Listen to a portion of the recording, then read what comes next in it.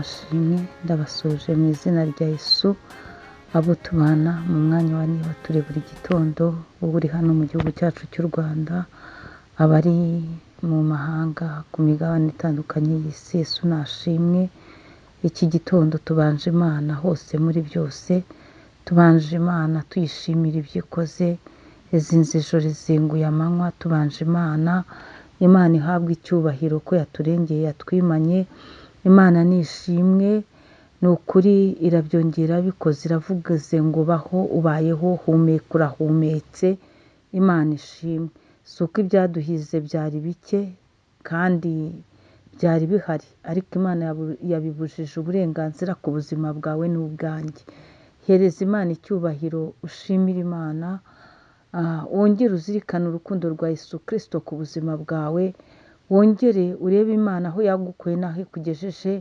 noneho uhitemo kugendana n'Imana nka teme dufite muri iyi minsi muri iki cyumweru niyo twaganiriyeho rero uyu munsi ndakwinginze ngo wongere wumve ufite ishyaka wongere wumve ufite kwifuza kugendana n'Imana wumve ufite kwifuza kubana n'Imana kuko birashoboka ko abantu bo waragerageje ariko biranga ariko nubana n'Imana neza ukabana n'Imana ukora ibyo gukiranuka bizemera Imana rero ishimwe Imana ihabwa icyubahiro nabasuhuzaga muri iki gitondo bene data nshuti zanjye bakristo bitorero Elayono Mountain Church mu Rwanda Imana ibishimira ibanezeze muri kumwe na Bishop Leonira nyemerera rero tukiri muri teme yacu yitwa kugendana n'Imana nakubaza ngo ushishikarira kumva wakomatana n'Imana cyangwa wumva unezejwe no komatana n'ibyaha runaka wahisemo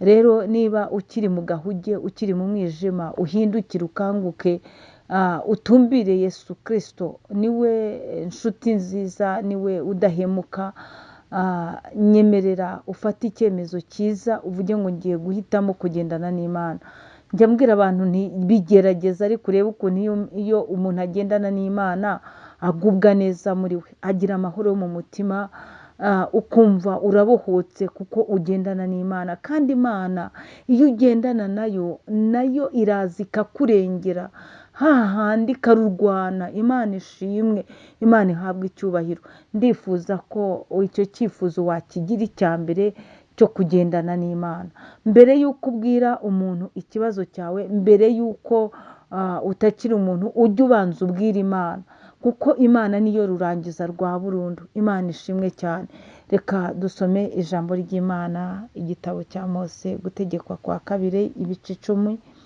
dusome mu izina rya Yesu Kristo umurongo wa 20 handitse ngo wubahe Uwiteka Imana yawe aba ariyo ukorera Imana ishimwe ni ukuvuga ngo nugendana n'Imana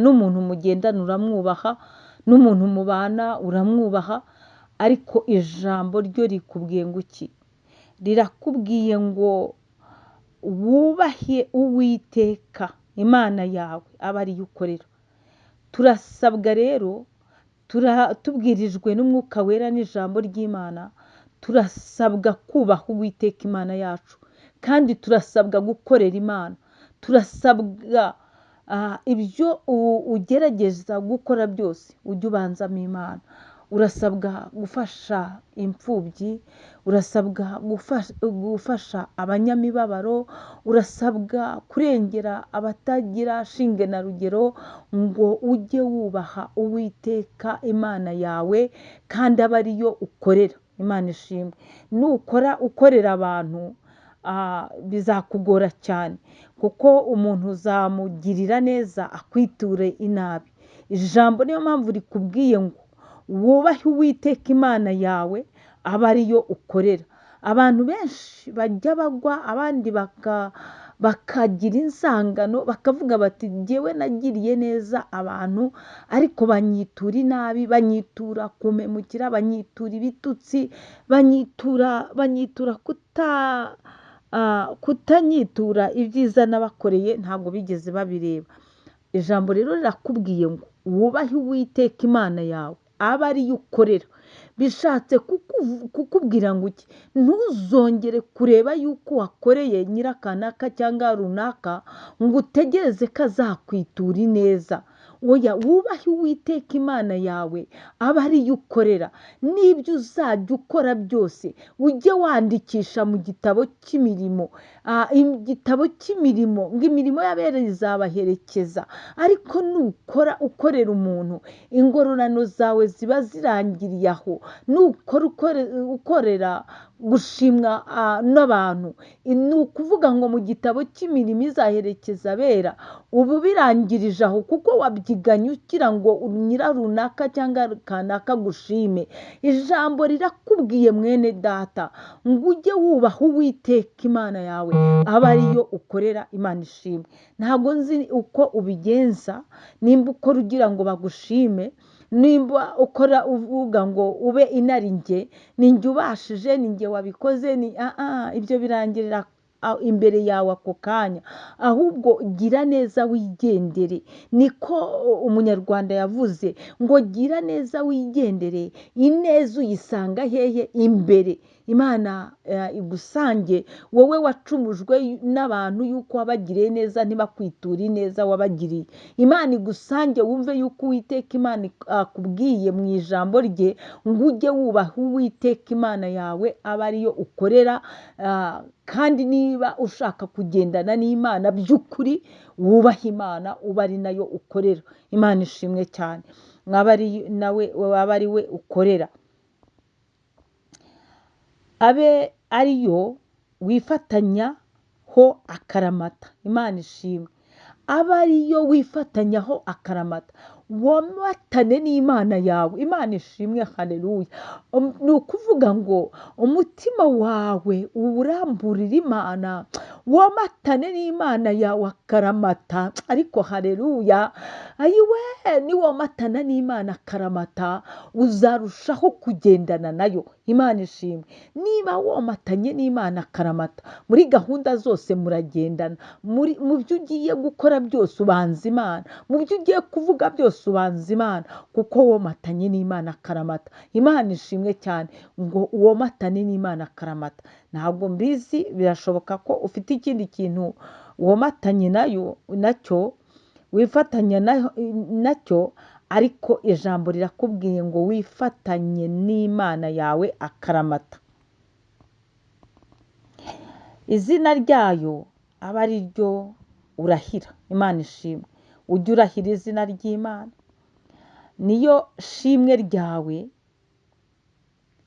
niyo Mana yawe yagukoreye bya bikomeye biteye ubwoba amaso yawe yiboneye.